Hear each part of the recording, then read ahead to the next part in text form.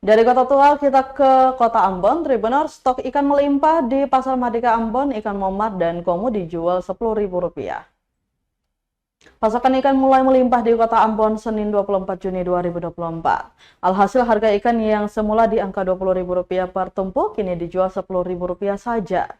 Kepada tribunambon.com, salah seorang penjual ikan, Maya Souhoka, mengaku hasil tangkapan nelayan hari ini lumayan banyak, terkhususnya ikan berukuran kecil seperti anak ikan momar dan anak ikan komo. Dikatakan ikan momar dan ikan komo dijual Rp10.000 per tumpuk. Ikan-ikan tersebut diperoleh dari pelelangan dengan harga berkisar Rp250.000 hingga Rp350.000 per loyang. Menurutnya harga ini turun terpaut jauh dari beberapa hari sebelumnya, di mana momar dan komo biasanya dibeli dari pelelangan berkisar Rp800.000 hingga Rp1.100.000 per loyang.